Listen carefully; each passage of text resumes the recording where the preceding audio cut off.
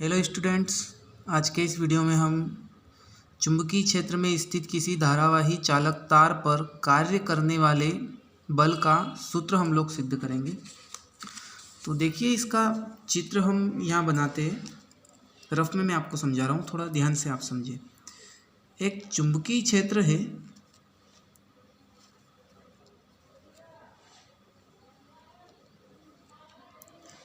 इस चुंबकीय क्षेत्र में यदि हम कोई चालक तार रख दें, चालक तार एक धारावाही चालक तार जिसके अंदर आई विद्युत धारा प्रवाहित हो रही हो, तो इस तार पर लगने वाले बल का सूत्र हम आज यहाँ इस वीडियो में सिद्ध करेंगे। देखिए, यदि इस चालक तार की लंबाई L हम माने, इस चालक तार का नाम हम रख देते XY, एक चालक तार है जिसमें I विद्युत धारा प्रवाहित हो रही है और L इसकी लंबाई है। ये चालक तार इस चुंबकीय क्षेत्र में थीटा कोण बना करके रखा गया है। तो देखिए, इसको हम कैसे लिखेंगे कि किसी चुंबकीय क्षेत्र में एक धारावाही चालक तार थीटा कोण बनाकर रखा गया है, तो इस तार पर लगने वाले बल या इस तार पर लगने वाला जो बल होगा वो चार बातों पर निर्भर करेगा। पहला, चुंबकीय क्षेत्र की तीव्रता। दूसरा, चालक में बहने वाली विद्युत धारा। तीसरा, चालक की लंबाई।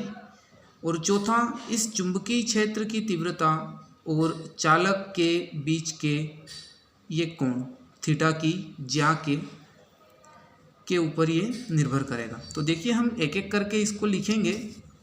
मैं यहाँ आपको समझाता हूँ, देखिए समझिए इसको। जब किसी धारावाही चालक तार को चुंबकीय क्षेत्र में रखा जाता है, यानी कि इस धारावाही चालक तार को XY को यदि हम चुंबकीय क्षेत्र B में रखें, तो उस पर एक बल F कार्य करेगा। बल को F से प्रदर्शित करते हैं, इसलिए यहाँ मैंने F लिखा है। एक बल कार्य करेगा और यह बल चार बातों पर निर्भर करेगा।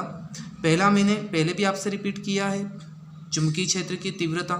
तो देखिए, ये जो बल होगा वो चुंबकीय क्षेत्र की तीव्रता B के समानुपाती होगा, तार में बहने वाली धारा I के समानुपाती होगा, तार की लंबाई L के समानुपाती होगा और चुंबकीय क्षेत्र तथा चालक तार के बीच के कोण थीटा की ज्या के समानुपाती होगा। जब भी आपसे थीटा की ज्या बोला जाए तो आपको एक बात अपने दिमाग में आ जानी चाहिए कि थीटा की ज्या का मतलब होता है साइन थीटा। तो देखिए, यहाँ पर चार चीज़ों पे ये बल निर्भर करेगा। F समानुपाती B, यानी कि ये बल निर्भर करेगा चुंबकीय क्षेत्र की तीव्रता के। F समानुपाती I, यानी कि चालक तार में बहने वाली विद्युत धारा। F समानुपाती L, यानी कि उस तार की लंबाई। और चुंबकीय क्षेत्र तथा चालक के बीच के कोण थीटा की ज्या के समानुपाती, यानी कि ये जो चुंबकीय क्षेत्र ये वाला है और ये तार है, इसके बीच का जो कोण थीटा है इसके समानुपाती होगा। तो देखिए, इसको हम देखिए यहाँ पर समीकरण 1, 2, 3 और 4 से इस पूरे को हम कैसे लिखेंगे। देखिए, इधर सब दूर यहाँ पर F F F F है, तो ये जो बल होगा ये बल इस B के भी समानुपाती है, I के भी समानुपाती है, L के भी समानुपाती है और साइन थीटा के भी समानुपाती है, यानी कि चारों के समानुपाती है। तो कैसे लिखेंगे, BIL साइन थीटा। F समानुपाती BIL साइन थीटा। इसको याद रखने के पर्पज से हम बील साइन थीटा भी बोल सकते हैं। जब समानुपाती का चिन्ह हटेगा तो K एक नियतांक हम मानेंगे यहाँ पर,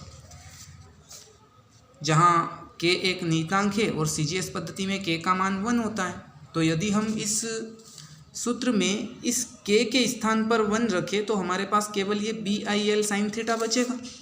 तो ये देखिए, यहाँ पर ये ऐसा ही है, F बराबर BIL साइन थीटा। ये ही हमारा बल का सूत्र होगा। अब इसके अधिकतम और न्यूनतम मान की यदि बात करें, तो यदि थीटा बराबर 0 डिग्री हो, यानी कि इस चालक तार और चुंबकीय क्षेत्र की तीव्रता के बीच का कोण 0 हो, यानी कि चालक तार के समांतर ही, इस चुंबकीय क्षेत्र के समांतर ही हम इस चालक तार को भी रखते, तो उसका मान बिल्कुल न्यूनतम हो जाएगा। देखिए यहाँ पर थीटा बराबर 0 डिग्री रखे तो साइन इस थीटा के स्थान पर हमने 0 डिग्री रखा। साइन 0 का मान 0 होता है, 0 का मल्टीप्लाई BIL में होगा तो 0 आ जाएगा, यानी कि ये इसका न्यूनतम मान है। यदि थीटा बराबर 0 डिग्री हो तो न्यूनतम मान रहेगा, लेकिन यदि थीटा बराबर 90 डिग्री रखें, यानी कि इस चालक तार को हम इस चुंबकीय क्षेत्र के बिल्कुल समान या लंब अर्धक पर रखें, ऐसा कहे कि 90 डिग्री के एंगल पर यदि हम इसको रखें तो इसका मान अधिकतम होगा, इस पर लगने वाले बल का मान बहुत ज़्यादा होगा। ये BIL साइन 90 डिग्री, और साइन 90 का मान 1 होता है तो 1 इसमें मल्टीप्लाई होगा तो BIL ही बचेगा। ये हमारा अधिकतम मान होगा। तो ये आपको समझ आया होगा। इसके स्क्रीनशॉट के लिए मैं आपको थोड़ा सा समय देता हूँ। देखिए, सबसे पहले ये यहाँ तक आप इसका स्क्रीनशॉट लें, उसके बाद इसकी ये चारों कंडीशंस आप नोट करें, फिर चारों कंडीशंस का